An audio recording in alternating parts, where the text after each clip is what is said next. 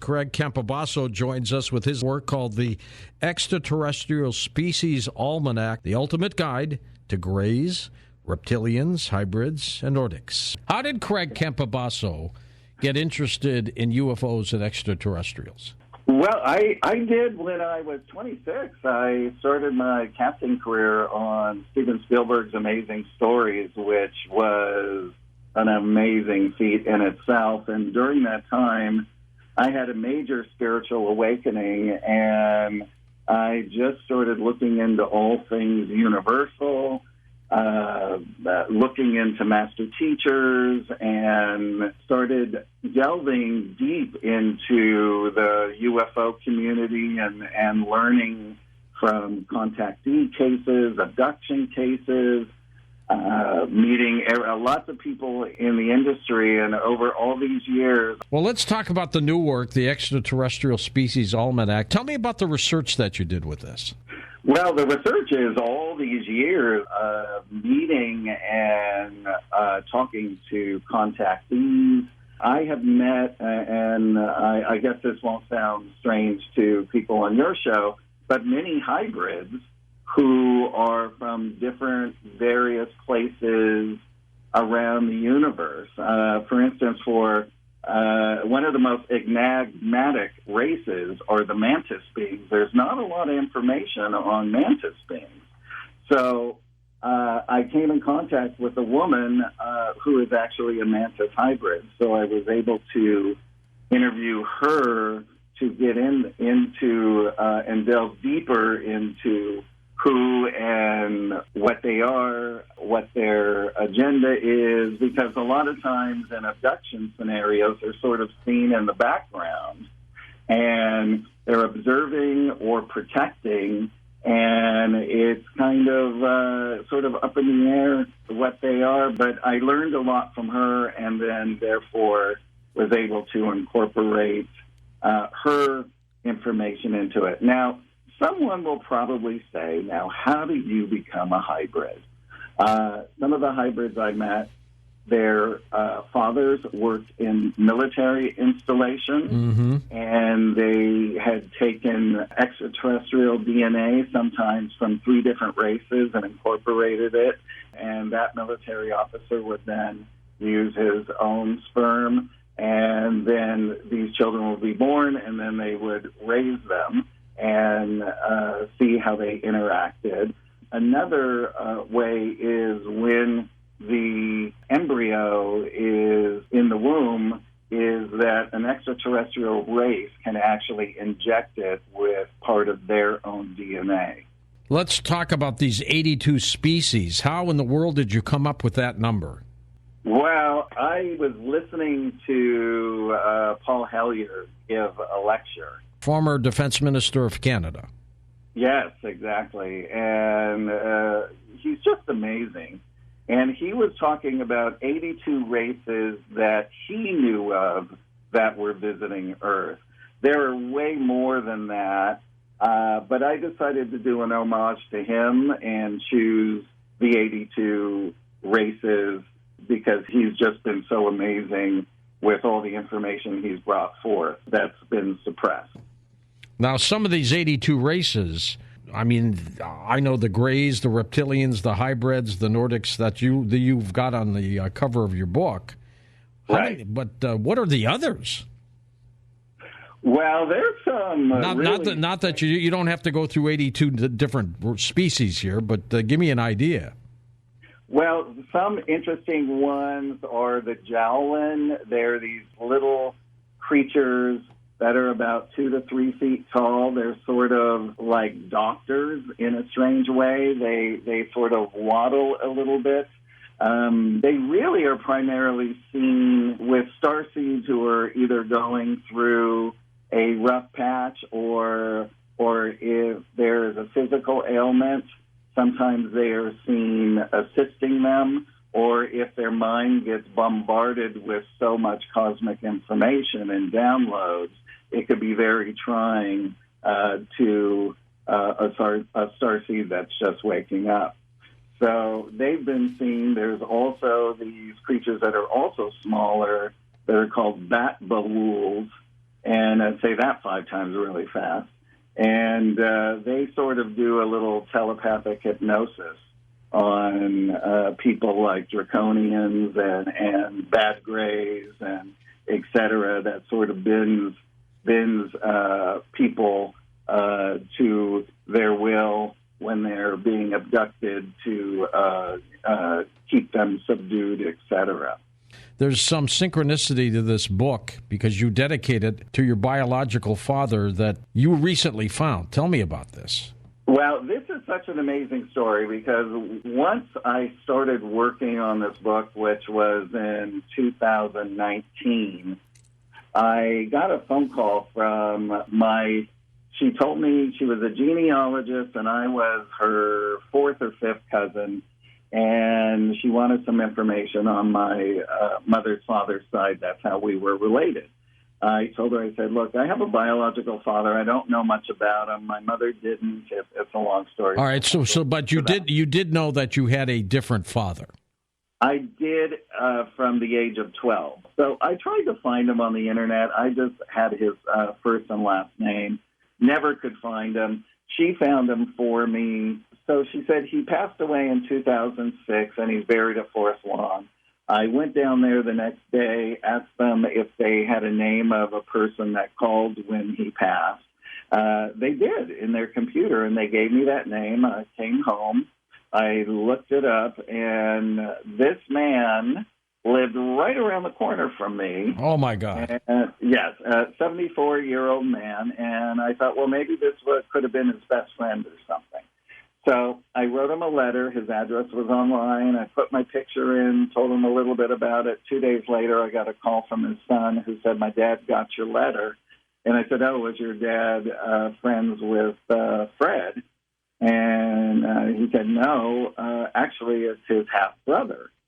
And I went, oh, you're kidding. So you're my cousin. And he said, yes. So, by the way, the genealogist was able to find him through DNA. Right, so I knew that I had the right person. Now, did your father know about you when you were a baby? Sometimes they don't know this. Yes, he did know. When him and my mother were dating, after she became pregnant, she found out he was married with a kid. Oh, geez. Okay. So she was not happy about that, and so she ended the relationship. She said he did come to the door after I was born. And she said, I just put the door in his face and told him not to come back. So she didn't want any child support, nothing like that? No, she did it all on her own. I mean, the first year it was me, her, living with her sister Joan and another roommate until she met my dad. She had met my dad during that year. My stepfather, I call him my dad. The synchronicity of all this, and that's why you've dedicated this book to him, is you've got a picture of him in a military uniform. He was in the military, but there's something even more special about it. Tell us. There is. So while I'm having my first dinner with my new Uncle John and cousin Chris, which was 3 hours, by the way, about an hour into the conversation, my uncle looked at me and he said, oh, so anyway, your father really wanted to be in the military. My mom had to sign a piece of paper for him to go into the Air Guard. Because he wasn't of age yet. When he was 18, he went into the Air Force. And by the way, he worked on Project Blue Book. Oh, it's genetic. It's genetic. And I literally was floored. And I looked at my uncle and I said, do you know what Project Blue Book is? And he goes, well, kind of. And anyway, I have since, he has 3 boys. I've talked to 2 of them, and they were very interested in UFOs and said throughout the years they tried to get him to crack and talk about it, and he would. I bet he knew J. Allen Hynek, and ironically, you've got Jay's son, Paul, writing a snippet on the back of the book as well. That's right. And, I mean, it's just fascinating, and what's even more fascinating, he was there during the time of Valiant Thor. What if he was part of that case? Now that would just tie everything together. Exactly. I mean, and I wouldn't doubt it. I don't know how I could prove that unless, some wonderful person in the government dug up some files and sent them to me. Well, that could explain this driving urge you have behind you to uncover these ET and UFO stories. Yes. And it even goes beyond that. He said when he left the military, he came back here, and he eventually became the head of construction at Warner Brothers. So he was in the film business for the whole other part of his life, the same as me. And he was there for many, many years, and he left and he opened up his own scenic shop. He did all the sets for the Hollywood Bowl, and then he created and designed and built the sets for concerts for Michael Jackson, Elton John, Alice Cooper, Neil Diamond, etc. And I learned all of these different things through my uncle. Plus, I have a stepbrother and two stepsisters. Oh, that's fantastic. Who flew out to meet me, and we sort of broached the UFO subject, and I wasn't sure how they would think about it, but they were just totally into it and loved everything about it. Might you have met your father and never even knew who he was?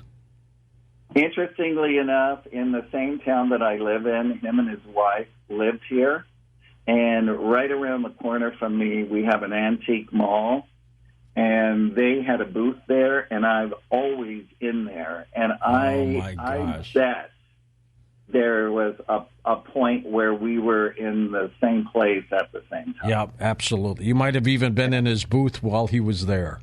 There, exactly. And mind you, I never knew what he looked like. My mom had a picture. She gave it to me when I was 12, and it got lost over the years. So my uncle was so great and gave me all the photographs and things that he had, and gave me all the possessions that he had left. Oh, that's remarkable. Where did you get the artwork and the photos for the Extraterrestrial Species Almanac?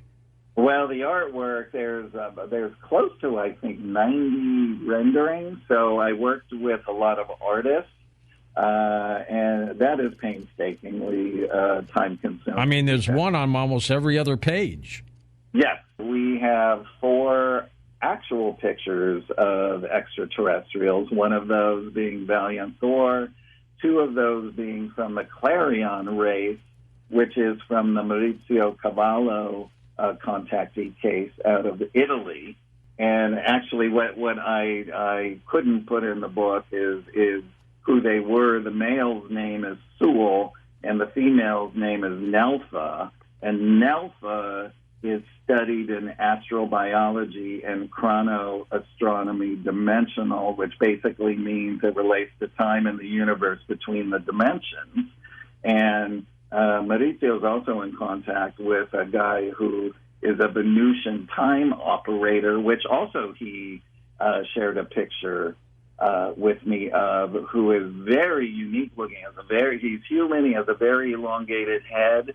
Craig, I'm going to throw out some ETs, and if you would describe them to us and tell us where you think they originate from. Here we go. Let's start with the Greys. Kind of give us a description.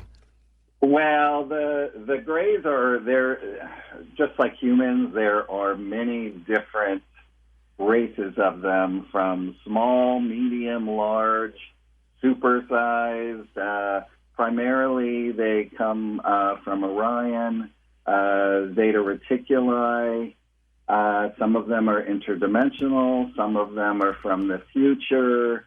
Some of them that are not malevolent are preferred to be called, like the Zetas, the good Zetas out of Zeta Reticuli, preferred to be called Zeta humans. And so we have that classification in the book as well. The cover is, what, a reptilian? What is that? Is this a species that you think exists, or was this the imagination of your artist? No, well, in the actual book, under serpent beings, there is the serpent being of the race that I was writing about, and they come from serpents, a constellation that's in the northern sky. Now, the Reptilians are different from the serpents? Serpents are more snake DNA, and in hybrid programs, they could be mixed with a little human. They could be mixed with a little reptilian. There's so many different things with hybrids.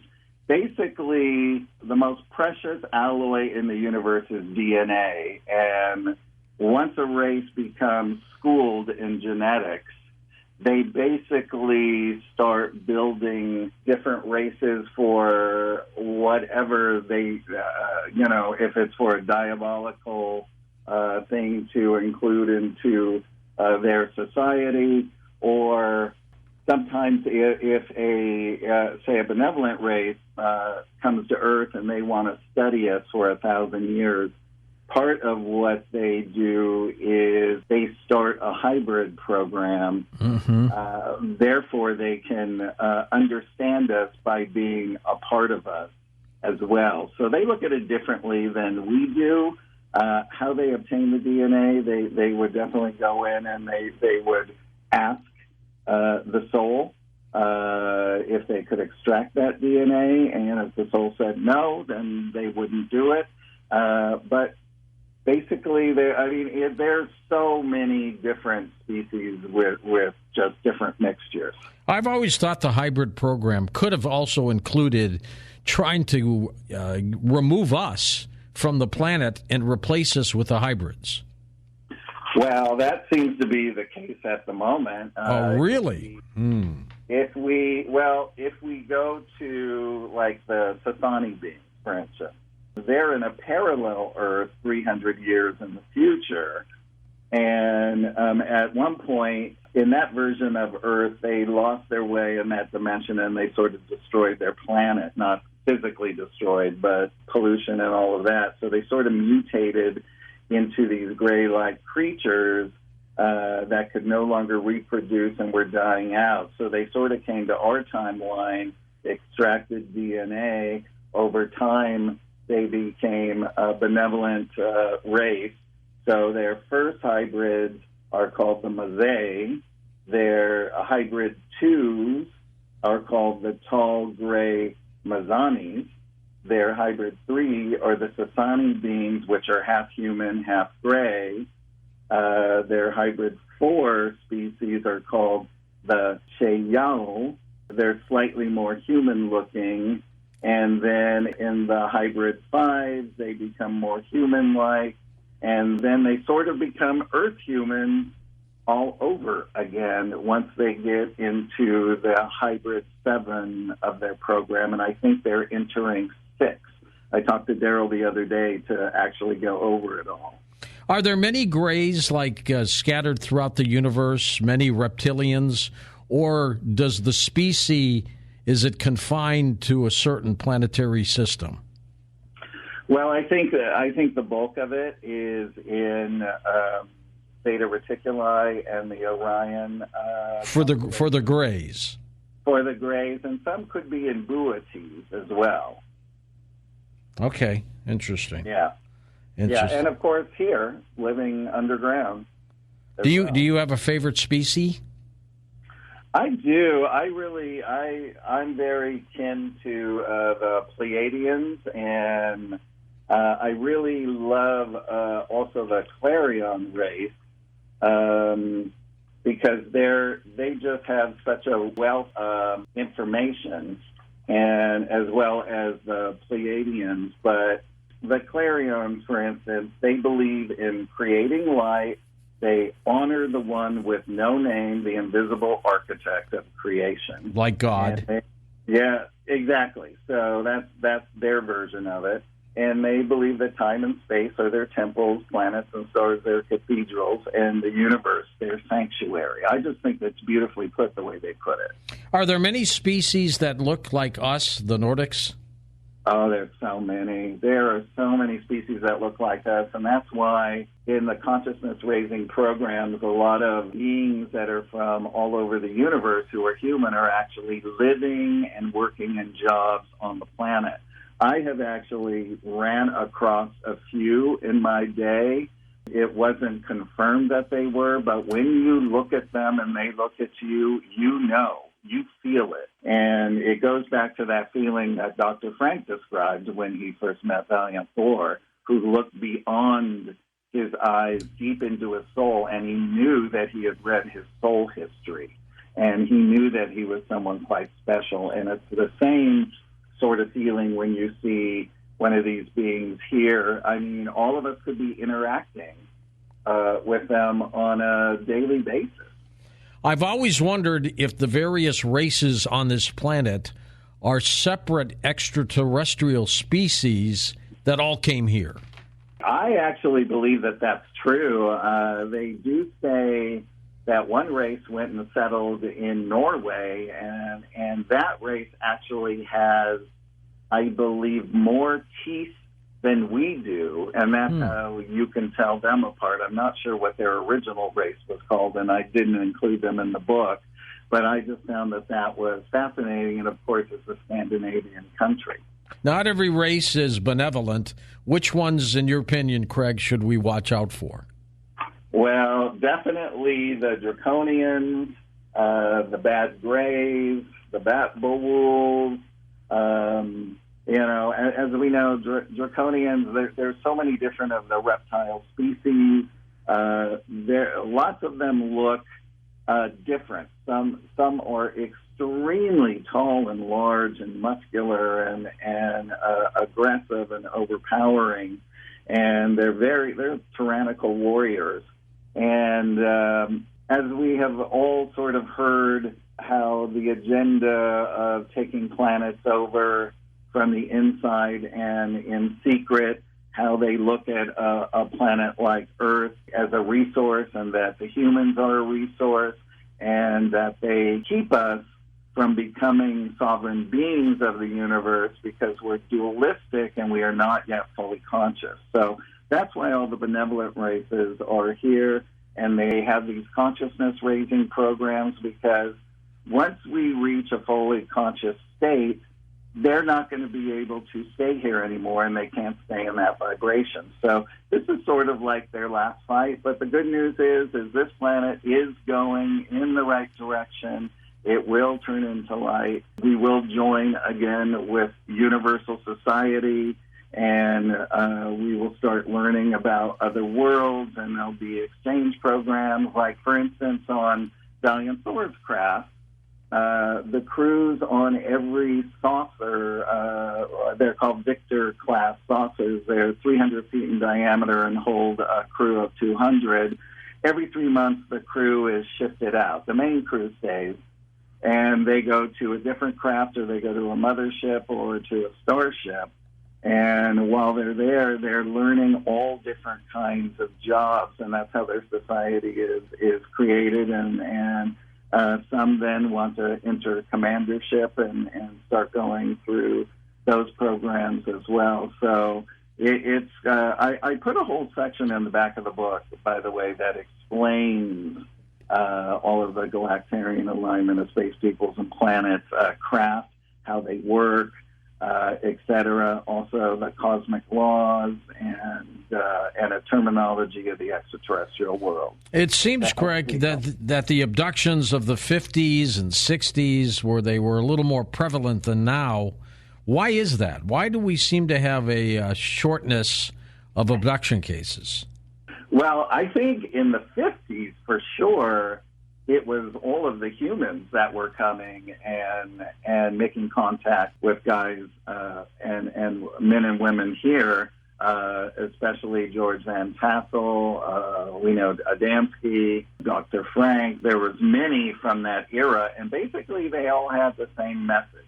And it was Thor's message, which was to preserve life, to eliminate sickness and poverty, and, of course, to talk to them about how the universe is run, to Eisenhower, and to talk to them especially about atomics.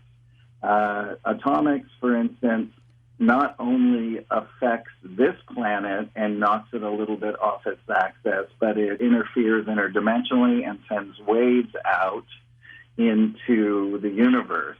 Dr. Frank said that Thor told him that during that first blast that they had to put 100 craft around the Earth just to stabilize it. So they were talking about very important things, and especially with George Van Tassel, Orthon gave him the blueprints to build the Integratron, which was a rejuvenation machine, which would keep us looking young like they look during their very long lifetime.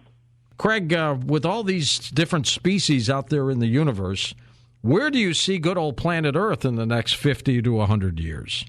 Well, hopefully we will be within the next 100 years indoctrinated back into universal society, and our planet will become fully conscious again as all these consciousness-raising programs are gearing us up and towards. Some of the starseed children now that are being born in their teens, I've met probably about 5 of them, and they ask me questions that are beyond adult about extraterrestrials, about all different kinds of subjects. They are just brilliant and really smart. So we have a great future ahead of us. And this planet, like I said, will be back in the way that it was originally intended. And I just think it would be really amazing to start going on expeditions and learning about other planets and other races. And this book is sort of a beginning for that. Tell me a little bit more about Valiant Thor. Did he or did he not meet with Eisenhower, and then Eisenhower rejected his ideas, or what happened? Well, he did meet with Eisenhower and was put on VIP status for 3 years. And as I said before, he came with a divine design that was to eliminate sickness, disease, poverty, talk to them about atomics and free energy and all of that. Now, Eisenhower and Vice President Richard Nixon were for Valiant Thor. It was the military-industrial complex that was not, and the rest of the factions, like the CIA and NSA, et cetera. So they basically wanted his organic technology, which they did not have in their possession at that time. They just had a lot of the crash saucers, like from Roswell, and there was a lot of crash saucers that happened in New Mexico. And they had captured those saucers and were reverse engineering them way back when, but those were not based on organic technology. So this 3 years that he was here was for them to talk about it and implement the proposal, but in the end, it was turned down, and regrettably by Eisenhower, because they said it would put doctors, nurses, pharmaceutical companies, electric companies, everybody out of business. But of course, it went back to money and greed instead of for the goodwill of the people. Exactly. It's always about money and greed, isn't it? Yes, exactly. They don't seem to interact with us too often then, do they? Straight out. They interact with individuals who are heart-based. That's why there's a lot of contacts in South America. And they're not going to come down here and say, hi, we're here, because they're benevolent, and what they're doing with, again, going back to the consciousness raising program, they're helping us catch up to where they are so that then we will be of a like mind and be able to understand the universe more clearly and how it works and et cetera. So they're just waiting for us to catch up. That's all. Is there indeed a federation like Star Trek? There is. It was told to me as called the Galactarian Alignment of Space Peoples and Planets. So it's an alignment of energy, of being fully conscious. And being fully conscious is here we're dualistic beings, so we're always struggling between right and wrong, and we're using our emotions. Emotions really are created as sort of like a divine spiritual tool, and what they do is they help us to evolve, because as we start to understand what emotions are, then we can start interacting instead of working from our ego and we become more heart-based, then we start working, we merge the heart and the mind, which is what they have done. And a lot of us down here are working from the mind and the ego, but a lot of us that are individuals are working from the heart. Are there people who are hybrids and don't know it?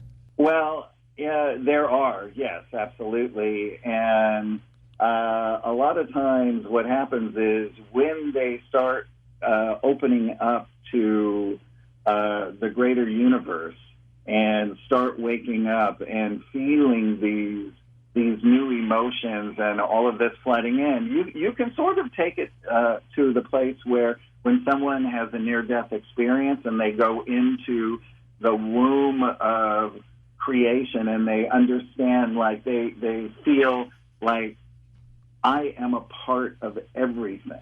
I am everything, and I am so much in this love. And they start to feel this connection, but then they start get bombarded with a lot of higher thoughts that might contradict some of their own belief systems, and that's when they have to work through it. So that's when it becomes a little bit more difficult. But what I would suggest is there are a lot of wonderful hypnosis people who can take people under if you're in for abductions or if you feel you've been abducted, or past life, or any kind of thing. There is definitely a lot of metaphysical help out there that's just not in the mainstream for people that are experiencing this.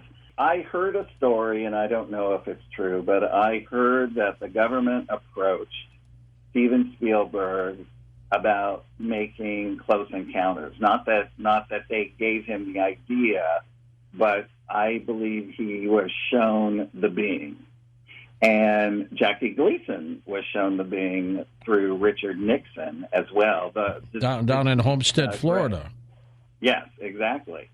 And so I think it is trying to be introduced. It's very interesting if we go further back into the early 50s when The Day the Earth Stood Still was done. And mind you, that our government knew that Valiant Thor was coming for quite some time and knew that he was a very big deal in the universe. And it was interesting that they made the film, and I was told by Major George Filer of the Filer Files, who was at the Pentagon during that time. I talked to George the other day, and he said, yeah, when I was at the Pentagon, they walked me by an unmarked door, and they said the alien lived through there. And anyway, he was on an airplane, and he sat next to Michael Rennie, who played Klaatu. And Michael Rennie told him that the government funded that movie. Wow. So that they could gauge a reaction of a human man coming from another planet. And then we have Valiant Thor showing up a few years later. Wasn't War of the Worlds also based on something like that? I'm not sure. I know that it was originally written in, was it the early 1900s or late 1800s? They wanted to test human panic. How long have they been around, do you think? Well, I mean, everything has been around since the beginning of the universe. Humanity originated in the Lyra system and sort of went out there, big, giant, tall Nordics, and as they went out into other systems, their sizes started reducing, dependent on planetary aspects and things on the planet that they went and settled on. Is there a species you don't like that you've have uncovered? Well, I would say one of the most evilest with intent are those bat bawuls. Those are beyond. Those are beyond satanic. They're the ones beyond belief, right? Yeah, they're beyond belief. Exactly.